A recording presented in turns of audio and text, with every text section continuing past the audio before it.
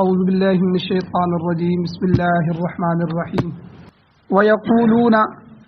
اور وہ منافقین کہتے ہیں طاعۃ کہ ہمارا معاملہ اطاعت کا ہے، ہم تو حضور آپ کی اطاعت کرتے ہیں۔ فَإِذَا بَرَزُوا پس جب وہ جدا ہوتے ہیں، نکلتے ہیں من عندک آپ کے پاس سے، تو بیتا رات کو مشورہ کرتے ہیں طائفۃ منہم ان میں سے ایک گروہ، منافقین کی ایک جماعت، ایک گروہ رات کو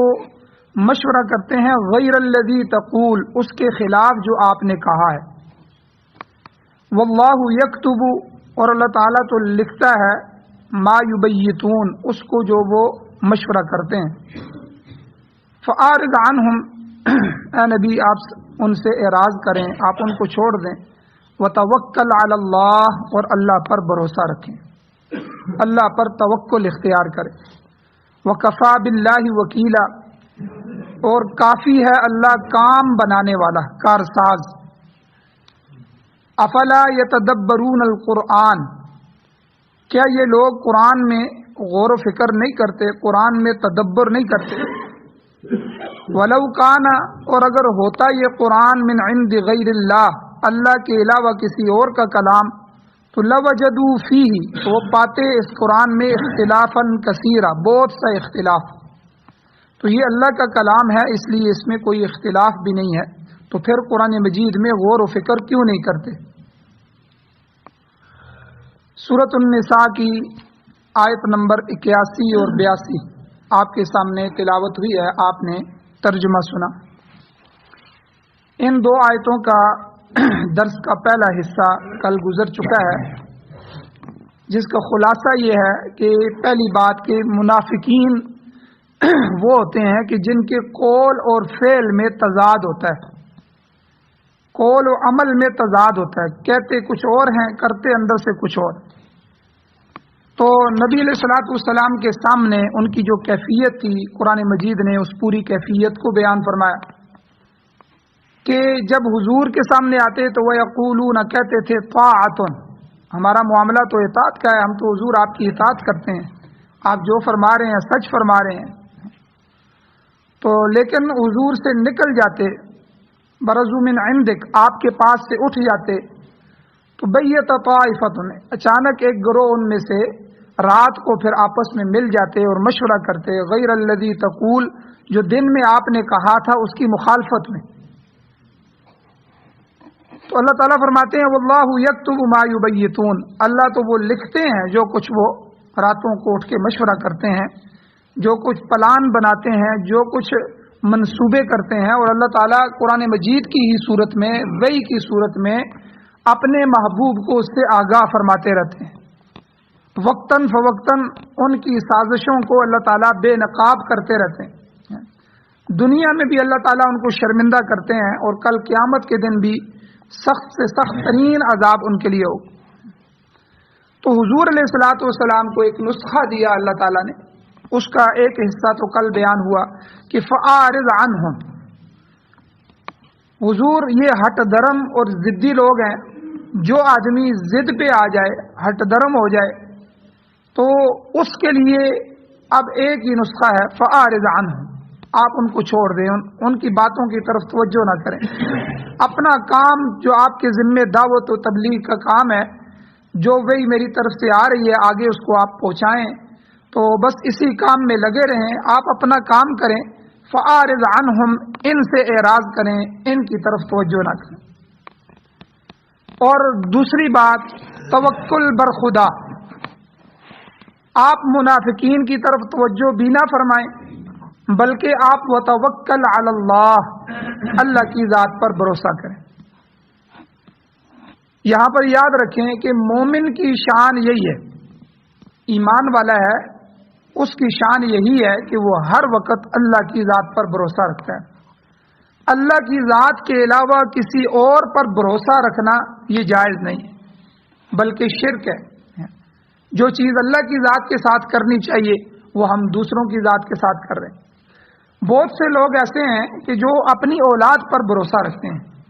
کہ میں آج اولاد کی تعلیم کا بندوبست کر رہا ہوں، ان کے کھانے پینے کا کر رہا ہوں، ان کے لیے مکان بنا رہا ہوں، ان کے لیے میں صبح شام کر رہا ہوں، کل یہ ہمیں بھی پالیں گے، کل یہ ہمارا بھی خیال رکھیں گے جب ہم محتاج ہو جائیں گے۔ حالانکہ محتاجگی میں والدین کی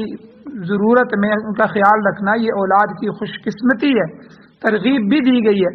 لیکن ہمیں ان پر بھروسہ نہیں کرنا، ہمیں محتاج کسی پر بھی نہیں، اپنی اولاد پر بھی نہیں کرنا، کسی غیر پر بھی نہیں کرنا۔ وجہ یہ ہے کہ کل اگر اولاد آپ کے کہنے پہ نہ آئے، اس بھروسے پر نہ اترے، تو پھر تو آدمی کا ہارٹ اٹیک ہو جائے گا، اپنے آپ کو تباہی کے اندر ڈال دیے۔ تو اللہ کی ذات کے علاوہ کسی پر آپ نے امید ہی کیوں رکھی ہے؟ کوئی کسی کو دے ہی کیا سکتا ہے؟ تو جو اولاد ایک عرصے تک ہماری محتاج رہی ہو، کل وہ ہمیں کیا دے؟ اللہ کی مدد شامل حال ہوئی، اگر نیک اولاد ہوئی تو والدین کا خیال بھی رکھے گی، ان کا حق بھی بنے گا اور ان کے اوپر لازم بھی ہے۔ لیکن ہم نے بھروسہ، مومن کی شان یہ ہے کہ وہ اللہ پر ہی بھروسہ کرتا ہے ہر لمحے۔ جس اللہ نے ہمیں پیدا کیا اور پیدائش کے بعد اللہ نے ہماری ماں کی چھاتیوں میں دودھ کی نہریں جاری کر دی، اللہ نے میرے رزق کا بندوبست کیا، پھر اللہ نے مجھے پالا، پھر اللہ نے مجھے تناور بنا دیا، پھر اللہ نے میرے لیے اسباب بنا دیے اور سب کچھ کیا، تو اللہ بڑھاپے میں بھی پالنے والا۔ میں بچپن میں کمزور تھا تو اللہ نے میری کمزوری میں اسباب پیدا فرمائے، تو میں جب بڑھاپے میں کمزور ہو جاؤں گا تو اللہ اس وقت بھی اسباب پیدا فرمائے۔ یہی اولاد سبب بن جائے گی یا کوئی اور اللہ اسباب بنا دے، لیکن بھروسہ اللہ کی ذات۔ اور قرآن مجید میں دوسری جگہ اللہ نے فرمایا علیہ فلیتوکل المتوکلون۔ یہ جو صفات ہے نا، یہ بڑی اہم صفات ہے۔ قناعت کی صفت، کانے بن جانا، قناعت کہتے ہیں جو اللہ دے دے اس پہ راضی رہے، شکر صبر، اور اسی کو اپنا مقدر سمجھے، اللہ سے کبھی گلہ نہ کرے، اپنا اسباب کے طور پہ جو کچھ بھی کرتا رہے، لیکن کانے بن کے قناعت اختیار کرے، ہرس نہ پیدا کرے۔ قناعت کے مقابلے میں جو بری صفت ہے وہ ہرس ہے، ہرس کو ختم کرے، قناعت پہ آ جائے۔ اسی طرح نہ امیدی کو چھوڑے، امید پہ آئے، اللہ کی ذات پر پورا پورا بھروسہ، پوری امید ہو، اور نہ امیدی کفر ہے، اللہ کی ذات سے بالکل نہ امید ہو جانا۔ اور اسی طرح توکل، بھروسہ، تو پہلے توکل کی صفت پیدا کی جائے، آدمی اللہ پر توکل کی۔ پھر اللہ نے یہاں اس کو متوکلین کو فرمایا علیہ فلیتوکل المتوکلون، کہ توکل کرنے والے اس اللہ پر ہی توکل کرتے ہیں، یعنی بھروسہ رکھنے والے فقط خداوند تعالی کی ذات پر ہی بھروسہ رکھتے ہیں۔ اور اس کے علاوہ دوسری جگہ پر اللہ نے فرمایا وعلی اللہ فلیتوکل المؤمنون، ایمان والے اللہ پر ہی بھروسہ کرتے ہیں۔ تو یہاں پر بھی پیغمبر علیہ السلام کو یہ نصیحت کی جا رہی ہے کہ آپ منافقین کی سازشوں سے پریشان نہ ہوں، بلکہ اللہ پر بھروسہ رکھیں، اور بلکہ یہ جو تسبیحات ہے، حسبنا اللہ، میرے لیے، ہمارے لیے ہمارا اللہ کافی، ونعم الوکیل، کتنا بہترین وہ کارساز ہے، نعم المولا، کتنا بہترین وہ میرا پروردگار ہے، میرا مولا ہے، ونعم النصیر، کتنا بہترین مددگار ہے۔ کتنی بہترین تسبیح ہے اللہ کی۔ اس تسبیح کو ورد کے طور پہ بھی پڑھنا چاہیے، اپنی دعاؤں میں بھی پڑھنا چاہیے۔ حسبنا اللہ ونعم الوکیل، حسبنا اللہ ونعم الوکیل، نعم المولا ونعم النصیر۔ اور اس طرح کی دوسری جو تسبیحات ہیں، تو یہ اللہ کی ذات، ان کے معنی کو جان کے اللہ کی ذات پر بھروسہ کرتے ہوئے ان تسبیحات کا ورد کرنا چاہیے، اور دعاؤں میں اللہ سے اس کا اظہار کرنا چاہیے۔ تو یہاں پر بھی حضور کو کہا کہ وکفیٰ باللہ وکیلا،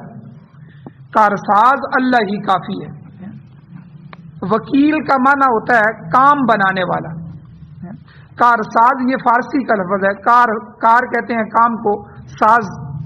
تو گڑی ساز، ٹھیک ہے، فلاں ساز، تو یہ بنانے والا، کار ساز کام بنانے والا، کاموں کو درست کرنے والا۔ ہر چیز اللہ کے قبضہ قدرت میں ہے، لہذا یہاں منافقین کو بھی سمجھایا گیا تم جتنی مرضی سکیمیں بنا لو میرے نبی کی مخالفت کے لیے، تم کبھی بھی کامیاب نہیں ہو سکتے۔ تو اللہ تعالیٰ اپنے رسول کو ضرور غالب کرے گا، اور اس پر پختہ یقین ہونا چاہیے۔ سورہ مزمل بھی 29ویں سپارے میں بھی اللہ فرماتے ہیں لا الہ الا ہو فاتخذہ وکیلا، بہترین آیت ہے۔ دنیا میں کوئی بھی اس کے علاوہ پروردگار نہیں، لا الہ، کوئی الہ نہیں، کوئی پروردگار نہیں، الا ہو، صرف وہ اللہ ہی ہے۔ فاتخذ وکیلا، اے بندے تو اسی کو کارساز بنا، اسی کو وکیل بنا اپنا۔ تو کام بنانے والی ذات وہ اللہ کی ذات ہے، تو منافقوں کی چالوں کو وہی اللہ ناکام بنائے گا۔ بہرحال اللہ تعالیٰ نے منافقین کی سازشوں کا یہ علاج بتایا کہ اللہ تعالیٰ کی ذات پر بھروسہ رکھیں اور اپنا کام کرتے جائیں۔ آدمی دو طرح کے ہوتے ہیں، ایک آدمی جس کو بات سمجھ نہ آ رہی ہو اور وہ بات سمجھنے کے لیے اعتراض کرتا ہے، اپنا شبہ، اپنا اشکال پیش کرتا ہے، اس کو اگر آپ قرآن و سنت کی روح سے سمجھائیں تو وہ سمجھ جائے گا، کیونکہ اس کی نیت سمجھنے کی۔ لیکن ایک آدمی ایک بات کو سمجھتا ہے، صرف ہٹ درم ہے، ضدی ہے۔ اب حضور کی مجلس ہے، قرآن اتر رہا ہے، صحابہ موجود ہیں، عمل کی دنیا ہے اور سب کچھ ہے، ہر چیز ہے، وہ سمجھتے تھے، جانتے تھے، لیکن اس کے باوجود ضد اور ہٹ درمی ہے۔ تو یہاں اللہ تعالیٰ نے ایسے دوسرے قسم کے انسان کے لیے جو اعتراضات اور شکوک و شبہات اور طرح طرح کی چیزیں اور اس طرح کی چیزیں پیش کرتا ہے، صرف اپنی ضد کی وجہ سے اس نے اڑ جانا ہے، بس اس نے سیکھنا نہیں ہے، تو اس کے لیے حضور کو یہ دو چیزیں نسخے کے طور پہ بتائی گئی کہ ایک تو فاعرض عنہم، آپ اپنے کام میں لگے رہیں، ان کی طرف توجہ نہ کریں، چھوڑ دیں ان کو۔ دوسرا وتوکل علی اللہ، اللہ کی ذات پر بھروسہ رکھیں، یہ بہترین نسخہ ہے۔ آگے اللہ تعالیٰ نے اس بات کی طرف اشارہ فرمایا کہ منافقین کی یہ تمام جو حرکتیں ہیں، یہ بری حرکتیں، یہ قرآن پاک میں غور و فکر نہ کرنے کی وجہ سے، غور و فکر کے فقدان اور کمی کی وجہ سے۔ ہمارے شیخ الہند رحمۃ اللہ علیہ، وہ ان کو انگریز نے مالٹا کی جیل میں ڈال دیا، یہ جزیرے تھے سمندر کے، تو وہاں کی قید سے جب حضرت بار تشریف لائے تو انہوں نے کہا کہ میں نے وہاں رہ کر امت مسلمہ کی پستی کی وجوہات تلاش کی، آج امت پستی کے اندر کیوں جا رہی ہے، آج امت تباہ کیوں ہو رہی ہے۔ انہوں نے کہا کہ دو چیزیں، ایک تو قرآن سے دوری، ایک امت کا آپس میں اختلاف، یہ دو چیزوں نے امت کو تباہ کر دیا۔ تو اس لیے علماء کو انہوں نے نصیحت کی کہ دروس قرآن کو عام کرو، ہر جگہ، ہر مسجد میں، ہر محلے میں، ہر جگہ جو ہے قرآن مجید کے درس، تو دروس قرآن۔ اور دوسرا، آپس میں جتنے بھی اختلافات ہیں، ان اختلافات کو کم سے کم کرو۔ اختلاف تو رہیں گے، حضور علیہ السلام نے خود حدیث میں فرمایا کہ جو ہے یہودیوں کے، بنی اسرائیل کے 72 فرقے تھے، میری امت کے 73 فرقے ہوں گے، تو ان میں سے وہی جنت میں جائے گا جو علیکم بسنتی و سنت الخلفاء الراشدین، جو میرے طریقے پر اور میرے صحابہ کے طریقے پر ہوگا۔ تو بہرحال اختلافات کو کم سے کم کیا جائے اور امت کے جوڑ کے لیے کوشش کی جائے، اور دوسرا قرآن مجید سے امت کو جوڑا جائے۔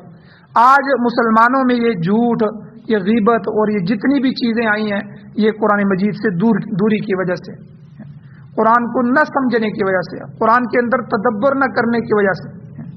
تو چونکہ قرآن مجید تو ہدایت کی کتاب ہے، ھدی للمتقین، شروع میں ہی اللہ نے فرما دیا الف لام میم ذالک الکتاب لا ریب فیہ، پہلا جملہ، اے لوگو یہ میری کتاب ہے، اس میں کوئی شک نہیں ہے، کسی طرح کا شک و شبہ نہیں ہے، ہر شخص سے یہ پاک کتاب ہے۔ اور پھر لا ریب فیہ ھدی للمتقین، یہ تو متقین کے لیے ہدایت، تو یہ تو ایسی ڈگری ہے کہ جو ہدایت دینے والی ہے۔ اس لیے جو بھی قرآن مجید سے جڑا تو اللہ تعالیٰ نے اس کو ہدایت نصیب فرمائی، اور آج جو ہے قرآن مجید سے دوری کی وجہ سے امت کے اندر گمراہیاں پیدا ہو رہی ہیں۔ تو اس لیے یہاں اللہ تعالیٰ نے فرمایا کہ کلام مجید، اگر یہ منافقین اللہ کا کلام پڑھتے، اسے سمجھتے، پھر اس پر عمل کرتے، تو نبی علیہ السلام کی ذات کے متعلق کبھی بھی شکوک و شبہات میں نہ پڑتے،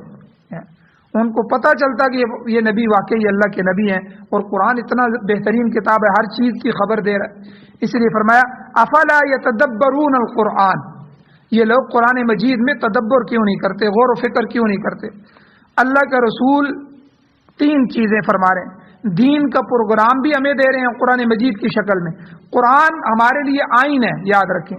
قرآن ہمارے لیے آئین ہے، ضابطۂ حیات ہے، زندگی گزارنے کا ایک دستور ہے، دستور العمل ہے جو اللہ نے ہمیں دے دیا کہ یہ میری کتاب ہے، یہ میں تم سے چاہتا ہوں، ان چیزوں سے میں تمہیں روکنا چاہتا ہوں، اس سے راضی ہو جاتا ہوں، ان سے ناراض ہو جاتا ہوں، ہر چیز میں نے اپنے اس قرآن میں لکھ دی ہے، اسی کو مشعل راہ بناؤ، اسی کو نافذ کرو، اسی کو اپنے ملکوں کا، اپنی دنیا کا قانون بناؤ، تمہاری دنیا میں امن امان پیدا ہو جائے۔ قرآن اس کی گارنٹی دیتا ہے، قرآن امن کی کتاب ہے۔ تو اللہ کے نبی صلی اللہ علیہ وسلم نے امت کو دین کا جو پروگرام دیا وہ قرآن مجید کی شکل میں دیا، پھر خالی قرآن مجید کی شکل میں ہمیں پروگرام نہیں دیا، پھر اس کی تشریح اور وضاحت بھی فرمائی حدیث کی صورت میں۔ احادیث نبویہ قرآن مجید کی تفسیر ہے، قرآن کی وضاحت ہے۔ پھر خالی تفسیر نہیں فرمائی، خود عملی نمونہ بنے، اس قرآن پر عمل کر کے بتا کے دے گئے۔ تو یہ تینوں چیزیں حضور فرما رہے ہیں، پروگرام بھی دے رہے ہیں، قرآن مجید کا نسخہ بھی عطا فرمایا، وہی کو لکھوا بھی رہے ہیں، اور قرآن کے حافظ بھی بنا رہے ہیں، قرآن پڑھا بھی رہے ہیں، پڑھ بھی رہے ہیں، پھر قرآن کی وضاحت اور تشریح اور تفسیر بھی کر رہے ہیں، احادیث مبارکہ بھی جمع ہو رہی ہیں۔ پھر حضور علیہ السلام کی عملی نمونہ سنت جسے کہتے ہیں، سنت رسول، تو نبی علیہ السلام کی سنتیں اسوہ حسنہ جو ہمارے لیے، وہ بھی ہمیں بتایا جا رہا ہے۔ تو اس تشریح اور وضاحت اور عملی نمونے کے بعد اگر یہ قرآن مجید پر غور و فکر کرتے تو حضور نبی کریم صلی اللہ علیہ وسلم کی ذات کو بھی پہچانتے، اور دین کے یہ جو پروگرام ہے اس کے متعلق ان کے تمام شبہات جو ہیں وہ بھی دور ہو جاتے، انہیں قرآن کی حقانیت کا یقین بھی آ جاتا، اور وہ جان لیتے کہ یہ اللہ کا کلام ہے، اور قرآن مجید اللہ پاک کی صفت ہے،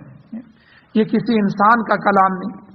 اس میں پیش کردہ جتنا نظام ہے وہ نظام تمام عیبوں سے پاک ہے، تمام عیوب سے پاک ہے۔ یہ چیزیں قرآن پاک میں غور اور تدبر کرنے سے حاصل ہو سکتی ہیں، مگر یہ لوگ قرآن مجید کی طرف متوجہ ہونے کے لیے تیار نہیں ہیں۔ تو جس کا مطلب یہ ہے کہ یہ پھر دیدہ اور دانستہ جان بوجھ کر اللہ کے دین سے اعراض کر رہے ہیں۔ اگر ایسا کسی غلطی سے ہوتا تو وہ ایک علیحدہ بات تھی، انسان کبھی غلط فہمی کی وجہ سے جو ہے کچھ نہ کچھ شبہ شک اس کو آ جاتا ہے، لیکن وہ اس کا کبھی نہ کبھی غلط فہمی جو ہے وہ دور ہو جاتی ہے۔ مگر یہ تو ازلی اور ابدی عنادی اور بغض قسم کے لوگ ہیں، تو ان کا منتہائی مقصود مخالفت برائے مخالفت ہے، لہذا پیغمبر علیہ السلام کو درگزر کرنے کی ہدایت کی گئی۔ فاعرض عنہم، آپ ان کو چھوڑیں، وتوکل علی اللہ، اللہ پر بھروسہ رکھیں۔ اب قرآن مجید میں غور و فکر کرنا کتنا ضروری ہے، کس کے لیے کتنا ضروری ہے؟ یاد رکھیں، ایک جماعت ہے مجتہدین کی، اجتہاد کرنے والے لوگ، چار فقہ، چار امام گزرے ہیں، امام ابو حنیفہ رحمہ اللہ، امام مالک، امام شافعی، امام احمد بن حنبل رحمہ اللہ، یہ مجتہدین قسم کے لوگ ہوتے ہیں، اجتہاد کرنے والے۔ اس دن بھی میں نے کہا کہ جس طرح ایک آدمی ایک ڈگری، ایک پی ایچ ڈی کے لیے اپنی پوری زندگی لگا دیتا ہے، تو جس کے پاس 70 کے قریب پی ایچ ڈی کی ڈگریاں ہوں تو یہ مجتہد کہلاتا ہے۔ اسلام کے مختلف علوم ہیں، بلاغت ہے، صرف ہے، نحو ہے، تفسیر ہے، حدیث ہے، لغت ہے، اور اسی طرح منطق ہے، اصول ہیں، تو یہ سارے جو ہے یہ پوری ڈگریاں ہیں۔ ان سب پہ جو عبور حاصل کر لے، مہارت تامہ حاصل کر لے، تو وہ آدمی مجتہد کہلاتا ہے۔ یہ اس پوری دنیا میں چار ہی گزرے ہیں، تو جن کی فقہ لکھی گئی ہے، مدون ہے، انہوں نے 14 لاکھ مسائل قرآن و سنت، قرآن و حدیث کو سامنے رکھ کے امت کے لیے جو ہے تیار کر کے ہمیں دے دی۔ جس طرح آج ہم فقہ حنفی کو جسے کہتے ہیں، یہ قرآن و حدیث کا نچوڑ ہے۔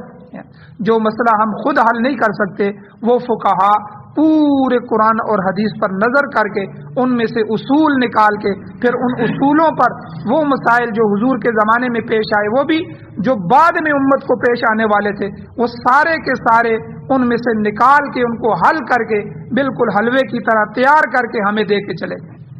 یہ فقہا کا ہمارے اوپر احسان ہے۔ تو جو مجتہدین ہوتے ہیں ان کا تدبر جو ہے وہ تو ایک ایک آیت پر ہزاروں سینکڑوں مسائل استنباط کرتے ہیں، ان کی توجہ کوئی اور قسم کی ہوتی ہے، چونکہ وہ انتہائی علوم پر مہارت رکھے ہوتے ہیں، اس لیے وہ سارے علوم کے ساتھ اس قرآن کی آیت پر نظر رکھتے ہیں۔ پھر اللہ تعالیٰ اس میں سے موتی نکال کے جو ان کو آیات کے اندر چھپے ہوئے ہیں، اس میں جو حکمتیں ہیں، جو ان میں تدبر ہے، جو ان آیات کے اندر مسائل ہیں اور مسائل کا حل ہے، اور ہر چیز وہ سامنے آتی ہے، وہ ان آیات سے وہ سینکڑوں مسائل جو ہے وہ استنباط کرتے ہیں، اور پھر جو عام امت کے علماء ہیں پھر وہ ان کی تصدیق کرتے ہیں، تو ان کے فہم میں بھی، علم میں بھی اضافہ ہوتا ہے۔ یہ تو پہلا درجہ ہے مجتہدین کا، ان کا تدبر تو انتہائی اعلیٰ قسم کا ہوتا ہے۔ دوسرا جو ہے وہ علماء ہے، علماء کا تدبر جو ہے یہ تقلید کے ساتھ ساتھ انہی کے کو ساتھ لے کر مزید قرآن و مجید کو غور و فکر کرنا، اور امت کے سامنے قرآن مجید کے ان مسائل کو جو مجتہدین نے حل کیے ہیں، جو ان ماہرین نے حل کیے ہیں، ان کو قرآن جو ہے امت کے سامنے رکھنا۔ اور عوام کا تدبر کیا ہے؟ عوام جو ہے تیسرے طبقے میں، کہ وہ قرآن پاک کے معانی کو سمجھ لیں کہ قرآن ہم سے کیا کہتا ہے، صرف معنی سمجھ لیں، اس سے ان کے دلوں میں اللہ کی عظمت پیدا ہو جائے گی، محبت پیدا ہو جائے گی، جو ایمان کی جڑ ہے۔ اور گویا کہ ہر ایک کے لیے قرآن پاک میں غور و فکر کرنا ضروری ہے، اس کو سمجھے گا تو علم حاصل ہوگا، اگر علم آیا تو پھر عمل کی نوبت بھی آ جائے گی، اور بغیر علم کے عمل درست نہیں ہوتا، بغیر علم کے عمل۔ یاد رکھیں، ہمارے جو ہے بڑا مشہور ہے ہمارے پاکستانیوں کے لیے اور ہمارے ان علاقوں کے لیے کہ دو چیزیں ان میں عام ہیں، ایک تو یہ ان میں سے ہر بندہ ڈاکٹر ہے، ایک ان میں سے ہر بندہ مفتی ہے، یعنی پیچھے علم نہیں ہے، کوئی بیماری بھی ان کے سامنے رکھیں، او جی آپ فلانی دوائی لے لیں، آپ فلاں کام کر لیں، یہ ٹھیک ہو جائے۔ تو ایک تو ڈاکٹر ہر ایک ہیں، اب ڈاکٹر کے لیے پوری ڈگری ہوتی ہے، اس نے پوری زندگی لگائی ہوتی ہے، اس کے بعد اس کو یہ علوم حاصل ہوتے ہیں۔ اور اسی طرح کوئی مسئلہ سامنے رکھے، وہ جی کوئی بات نہیں ہے، کر لیں جی، ٹھیک ہے، یہ جائز ہے، وہ مولوی تو ویسے ہی کہتے رہتے ہیں، حالانکہ پیچھے علم کوئی نہیں ہے لیکن مسئلہ حل کر دیں گے، تو مفت کے ڈاکٹر اور مفت کے مفتی۔ تو اس لیے علم بہت ضروری ہے، جب علم ہوگا تو پھر عمل کی جو لائن ہے وہ درست ہو جائے گی، عمل بالکل سیدھا ہو جائے گا، ورنہ عمل جو ہے وہ کئی دفعہ خراب ہو جائے گا، اور ایسا خراب ہوگا کئی دفعہ عقیدے بھی صحیح نہیں رہیں گے، وہ عقیدہ بھی خراب ہو جائے گا۔ قرآن مجید علوم کی کتاب بھی ہے اور عقائد کی کتاب، ہر چیز جو ہے قرآن مجید میں بالکل درست طریقے سے ہمیں بتا دی، لہذا عوام کے لیے قرآن پاک کا کم از کم تدبر یہ ہے کہ وہ اس کے معنی کو سمجھ لیں، اور یہی دانائی کی باتیں ہیں، اس سے ان کا عمل درست ہو جائے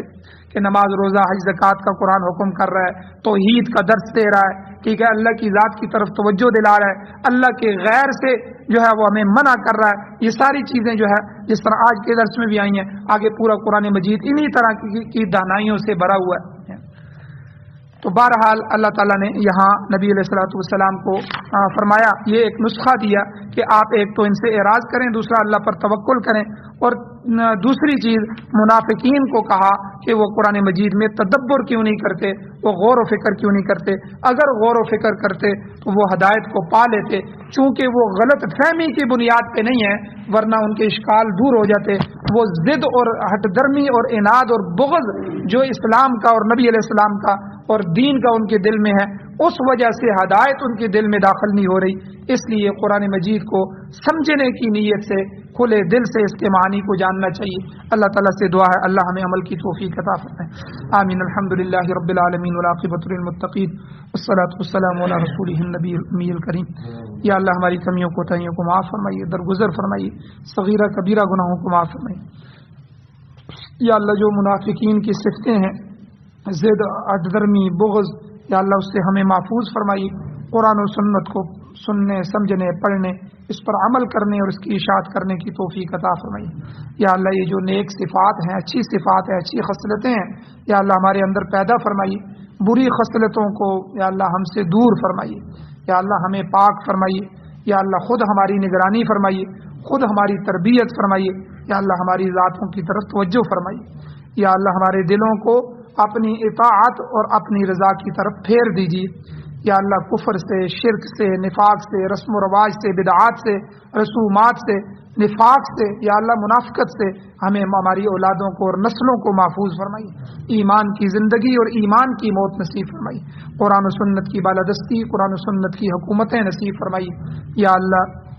جتنے حضرات پریشان حال ہیں ان کی پریشانیوں کو دور فرمائیے، جو بیمار ہیں یا اللہ ان کو شفاء کاملہ عاجلہ مستمرہ دائمہ نصیب فرمائی. جو حضرات ایمان کی حالت سے اس دنیا سے جا چکے ہیں یا اللہ ہم سب کی بخشش فرمائی.